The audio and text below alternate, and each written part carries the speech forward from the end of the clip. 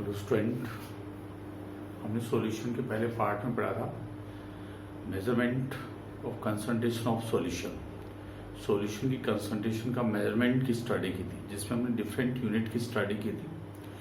उसके बाद इसमें नेक्स्ट पॉइंट होता है राउल्ट्स लॉ या वेपर प्रेशर। तो वेपर प्रेशर क्या होता है? वेपर प्रेशर में जैसे एज एग्जाम्पल हम एक ओपन वेसल्स में वाटर को बॉईल कर रहे हैं। वाटर बॉईल करेंगे, बॉईल करने से वाटर के वेपर्स बनेंगे।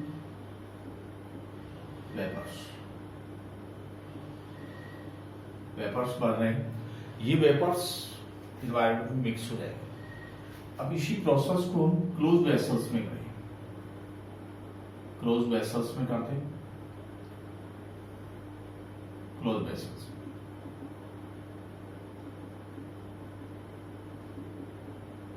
वेसल्स है,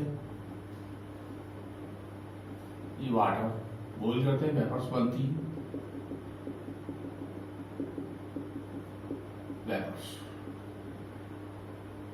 वेपर्स बनती है।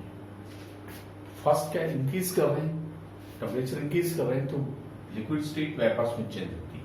इसको हम कहते हैं rate of vaporisation. Rate of vaporisation few times बाद वेपर्स कंडेंसाइज होती है, लिक्विड में चेंज होती है। Rate of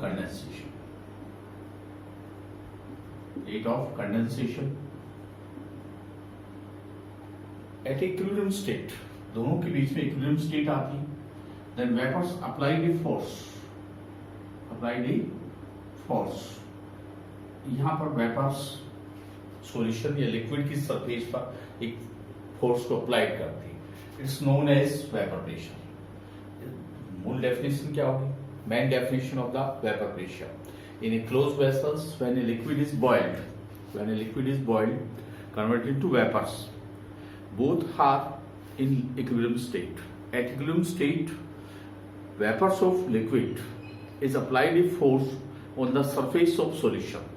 It's known as vapors.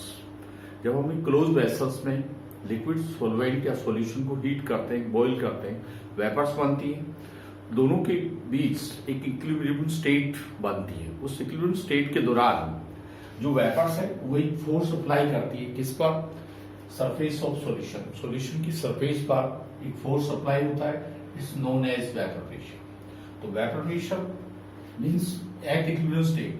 तो rate of vaporisation, rate of condensation दोनों क्या होंगे? इक्विलिब्रियम स्टेट पर होगी। उसको हम वेपर प्रेशर कहते हैं। तो वेपर प्रेशर का मेजरमेंट बैरोमेट्रिक मेथड से करते हैं। अब इस प्रोसेस में आते हैं राउल्ट्स लॉ। तो राउल्ट्स लॉ क्या है? The partial vapour pressure of each component, partial pressure of each component is directly proportional to mole fraction of component. Suppose करो ये सॉल्यूशन है। सॉल्यूशन किससे बनता है? सोल्यूट प्लस सॉल्वेंट दोनों से बनता है। तो partial pressure of the solute P1 and P2। तो partial pressure of component is directly proportional to mole fraction of component. So P1 proportional to X1, P proportional to X2. So X1 mole fraction of solute, X2 mole fraction of solvent. So partial vapor pressure of the solute and solvent is directly proportional to mole fraction of solute and solvent.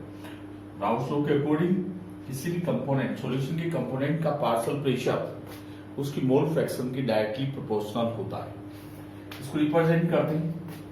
तो P1 is equal to P1 not X1, P2 is equal to P2 not X2। तो P1 and P2 not means vapour pressure of the pure state of solute and solvent. Vapour pressure of the pure state of solute and solvent. अब according to Raoult's law, तो solution, first solution volatile volatile solute plus volatile solvent. Volatile solute और volatile solvent. Volatile means liquid converted to vapors. जिस liquid की को vapours में convert कर सकते हैं उसको वोलाटाइल कहते हैं। जिसकी वेपर लिक्विड की वेपर्स नहीं बनती उसको नॉन वोलाटाइल्स कहते हैं। तो solution is equal to volatile solute and volatile solvent. As example, ethanol dissolve in water, दोनों के वेपर्स बन सकते हैं इसलिए वोलाटाइल है दोनों। तो अकॉर्डिंग टू राउल्ट्स लॉ के according total vapour solution PS is equal to P1 plus P2। दोनों वोलाटाइल है तो दोनों के वेपर्स बनेंगे, तो दोनों से वेपर प्रेशर बनेगा। तो बनने वाले सॉल्यूशंस का vapour pressure, total vapour pressure solute और सॉल्वेंट की पार्शियल वेपर प्रेशर सम होगा, टोटल सम होगा। तो P1 is equal to P1 not, तो PS is equal to P1 not X1 P2 note X2। ये फर्स्ट फार्मूला है। अब next क्या है? Total mole fraction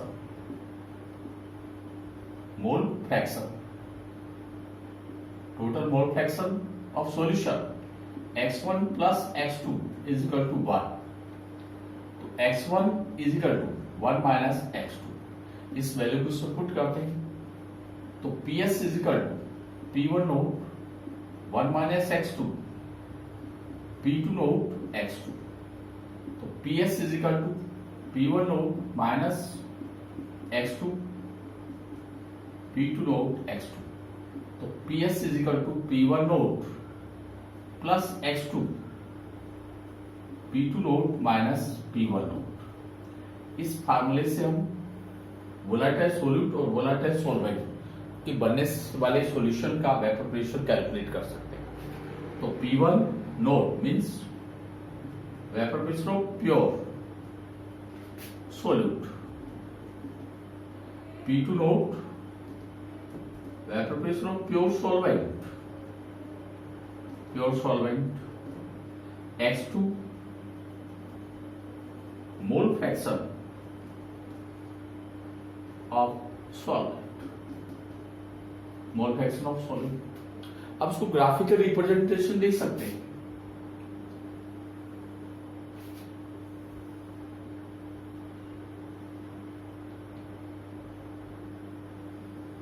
graphical representation x1 0 x2 0 P1 note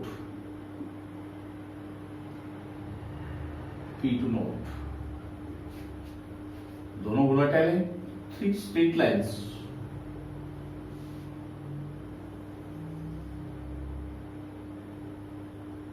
P2 note X2 P1 is equal to P1 not X1। तो total vapour pressure PS is equal to P1 plus P2। ये solutions प्राप्त होता है। ऐसे solutions को हम ideal solution कहते हैं। आइडियल सॉल्यूशन जो राउल्ट्स लॉ का ओबेट करते हैं, राउल्ट्स लॉ को ओबेट करते हैं। तो ये फर्स्ट फंक्शन था जिसमें फर्स्ट सॉल्यूशन था जिसमें वोलाटाइल सोल्यूट और वोलाटाइल सॉल्वेंट दोनों को हम ऐड करते हैं, जिसके बेस पर हम उसका वेपर प्रेशर निकाल सकते हैं। तो वेपर प्रेशर में दोनों वोलाटाइल है तो दोनों के वेपर्स बनेंगे, इसलिए दोनों के द्वारा जो वेपर प्रेशर बनेगा उसी से टोटल सॉल्यूशन का वेपर प्रेशर हमें प्राप्त होता है।